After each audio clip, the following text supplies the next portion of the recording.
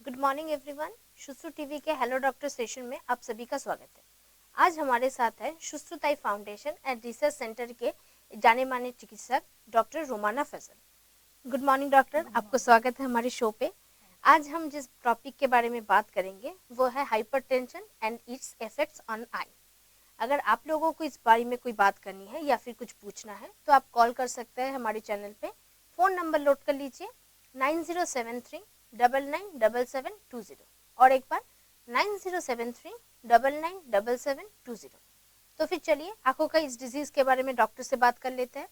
Doctor, hypertension ये जो रोग है ये रोग का क्या क्या सिम्टम्स होता है, ये रोग होता क्या है एग्जैक्टली? ओके, सो हमारे जो बॉडी में जो ब्लड वेसल्स होते हैं, तो उसमें जो ब्लड फ्लो करता है उसका एक नॉर्मल रेंज ऑफ प्रेशर होता है।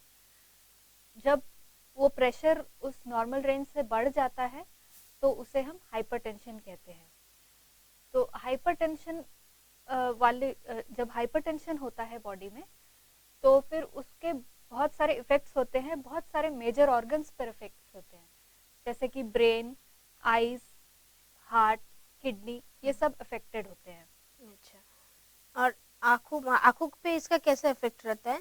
हाँ, तो आँखों में क्या होता है, बेसिकली जो मैक्सिमम जिस पे डैमेज होता है वो हमारे रेटिना पे डैमेज होता है, जिसको हम पर्दा भी बोलते हैं।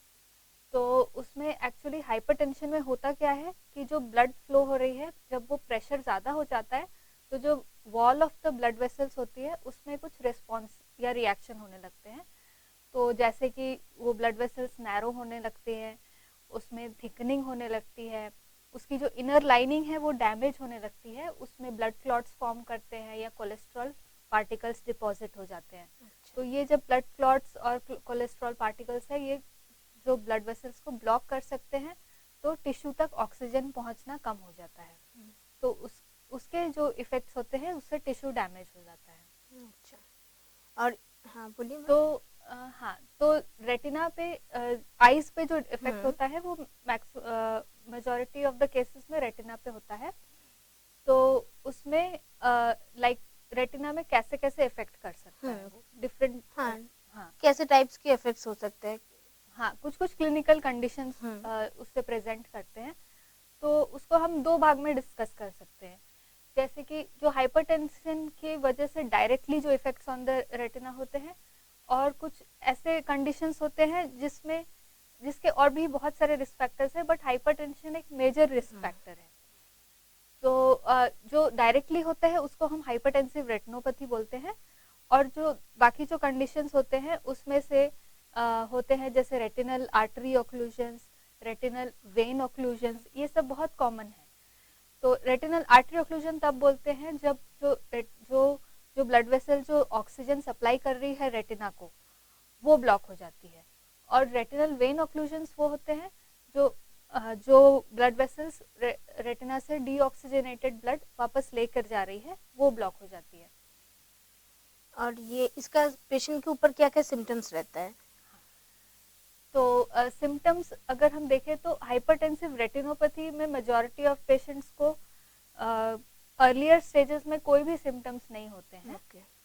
और जब अगर वो सीवियर स्टेज का हो जाता है, जिसको हम ग्रेड 4 हाइपरटेंसिव रेटिनोपैथी बोलते हैं, तब जाके पेशेंट को विजन में डिस्टर्बेंस, मतलब उनकी विजन जो होती है वो कम हो जाती है, तब वो कभी कभी प्रेजेंट करते हैं।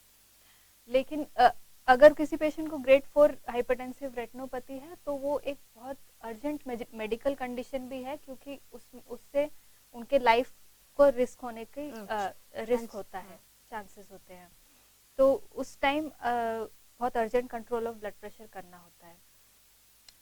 दूसरे जो कंडीशंस हैं जैसे कि retinal artery occlusion and retinal vein occlusion. तो retinal artery occlusion is an ocular emergency.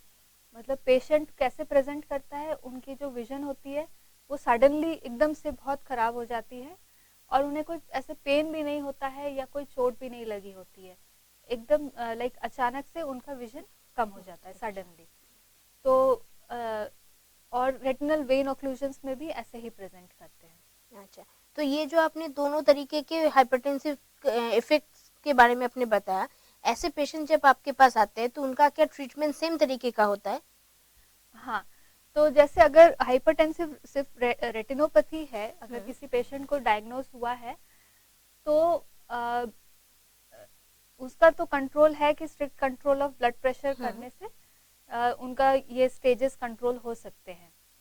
और प्लस उनको ये भी ध्यान रखना होगा कि जिन पेशेंट्स में हाइपरटेंसिव रेटिनोपैथी डायग्नोस्ड है, उनको ज़्यादा चांसेस हैं ब्रेन स्ट्रोक होने के, हार्ट अटैक्स होने के। ओके, तो उनको अपने फिजिशियन के साथ अच्छे से कंसल्टेशन में रहना चाहिए। हम्म, और जो रेटिनल आर्टरी ओक्लूजन्स जो प्रेजेंट करते हैं, तो उन केसेस में अगर वो विद इन 90 मिनट्स प्रेजेंट करते हैं तो ये ऐसे, इसीलिए मैंने बोला कि ये ऑक्यूलर इमरजेंसी है। हम्म, तो इसमें उनको जल्दी प्रेजेंट करना ज़रूरी है।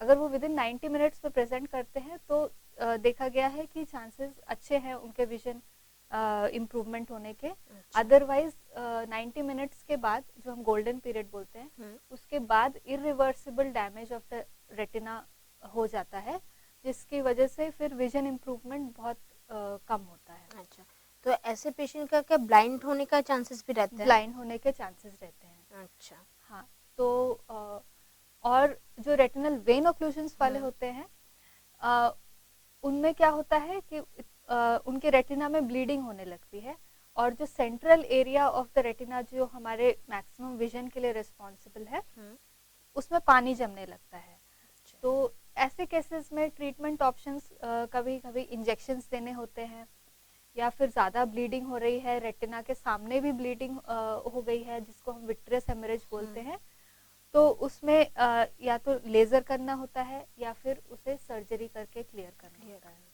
है। अच्छा, और कभी-कभी हम सुनते हैं कि डायबिटिक रेटिनोपैथी एक आंखों का एक रोग होता है, तो उसमें क्या हाइपरटेंशन कोई रोल लेता है? हाँ, बहुत अच्छा क्वेश्चन।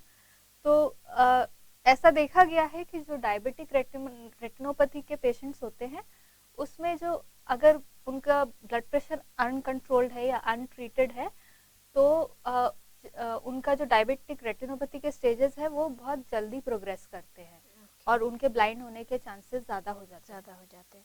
तो इनका कोई प्रिवेंशन या फिर प्रिकॉशन कुछ, जैसे कि ब्लड प्रेशर कंट्रोल करना तो इनका मोस्ट मतलब इम्पॉर्टेंट इम्पोर्टेंट रोल रोल होता है होता कि है। हमेशा फिजिशियन के साथ टच में रहना चाहिए और ब्लड प्रेशर कंट्रोल करना कंट्रोल चाहिए। करना चाहिए। और इसके अलावा और कोई रिस्ट्रिक्शन कुछ रहता है क्या इन लोगों के लिए? नहीं, यही जो सिस्टमिक फैक्टर्स जो है वो कंट्रोल रखने चाहिए, डायबिटीज और हाइपरटेंशन हम्म, को कंट्रोल रखना चाहिए। और आई स्पेशलिस्ट के साथ भी जब भी उनको जैसे फॉलोअप दिया गया है, हम्म, उस पर आने आने चाहिए। तो उस टाइम अगर उनको ज़रूरत पड़े तो इंजेक्शंस देने होते हैं या लेज़र का ट्रीटमेंट करना होता है, वो उस टाइम जल्दी से ट्रीट कर सकते हैं। कर अगर सकते वो हैं।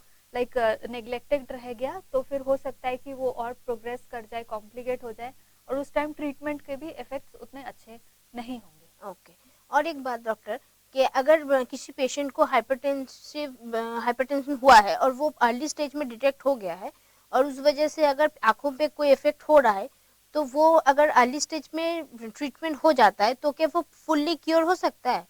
नहीं। ज- हाँ। जैसे कि प्रेशर कंट्रोल होता है, मतलब पेशेंट का अगर प्रेशर बिल्कुल कंट्रोल रहा तो फिर हम्म क्या वो आंखों का जो इफेक्ट हो रहा है वो हम्म क्योरेबल होता है? एक बार अगर ऐसे कंडीशंस हो जाते हैं, जैसे आर्टरी ओक्लूजन्स या हम्म, वेन ओक्लूजन, तो ये वापस तो वो एरिया जो डैमेज हो चुका है रेटिना का, जैसे कभी कभी पूरा रेटिना डैमेज होता है, कभी कभी एक portion of the retina hmm, damage होता है। तो एक बार जब डैमेज हो जाता है तो उससे वापस आना तो नहीं होता है। अच्छा, बट हम बाकी जो रेटिना है, बाकी जो विजन है, उसको हम स्टेबलाइज करने की कोशिश करते हैं। अच्छा, मतलब पहले जैसा फुल्ली क्योर नहीं फुल्ली होता है, क्योर नहीं लेकिन होता। जितना पोर्शन अच्छा रहता है उसे हम प्रिवेंट करने की प्रिवे कोशिश कर हाँ। सकते हैं। अच्छा, तो हमारा ये जो शो है अब बिल्कुल लास्ट मिनट पे आ चुका है। तो डॉक्टर, हम आपसे बोलेंगे कि हमारे जो व्यूअर्स है उनके लिए थोड़ा सा अगर मैसेज कुछ देते। ओके, तो सबसे इम्पॉर्टेंट मैसेज ये है कि जब हाइपरटेंशन डिटेक्ट होता है पेशेंट्स में, तो उनको अच्छे से उसको कंट्रोल और मेंटेन करके रखना चाहिए, क्योंकि ये बहुत बार देखा गया है कि जो पेशेंट्स हैं, क्योंकि उनको लाइफ लॉन्ग वो दवाई खानी होती है, तो वो उसको इरेगुलरली खाते हैं, उतना सीरियसली नहीं लेते हैं, या कभी कोई तकलीफ होती है तभी खाते हैं। तो ये बहुत गलत बिहेवियर है, और उनको हमेशा अपने फिजिशियन से जैसा उनको एडवाइस किया है वैसे उनको फॉलो करना चाहिए, और ब्लड प्रेशर को कंट्रोल में रखना चाहिए, जिससे जो ऐसे विजन थ्रेटनिंग जो कुछ कंडीशंस हैं, जैसे मैंने बताया रेटिनल आर्टरी ओक्लूजन्स, रेटिनल वेन ओक्लूजन्स, इसके चांसेस कम हो सकते हैं। और अगर साथ में डायबिटीज़ है या कोलेस्ट्रॉल है तो उसको भी कंट्रोल में रखना चाहिए। और दूसरी ये बात है कि अगर किसी पेशेंट्स को ऐसे एक बार एपिसोड्स हो चुके हैं रेटिनल आर्टरी ओक्लूजन्स या रेटिनल वेन ओक्लूजन्स कि, तो उनको हमेशा फॉलोअप पे, जैसे उनके आई डॉक्टर उनको बता रहे हैं, उस फॉलोअप में स्ट्रिक्टली आना चाहिए, क्योंकि एक तो उनका ट्रीटमेंट अगर ज़रूरत है तो वो अर्ली स्टेजेस में हो जाएगा, और दूसरा अगर उनकी जैसे कोई कॉम्प्लिकेशंस है या फिर से अगर कोई रिपीट एपिसोड्स हो रहे हैं, उसको भी ट्रीट कर सकते हैं। Okay okay, thank you doctor, हम हमारे साथ इतने व्यूअर्स आपका व्यूअर्स शेयर करने के लिए। और हमारे जो व्यूअर्स हैं उन वो भी बहुत इफेक्ट रहे होंगे ये सारे डॉक्टर के सजेशन सुनने के बाद। हमारा ये जो एपिसोड है वो आप यहीं पे ख़त्म करते हैं। Thank you.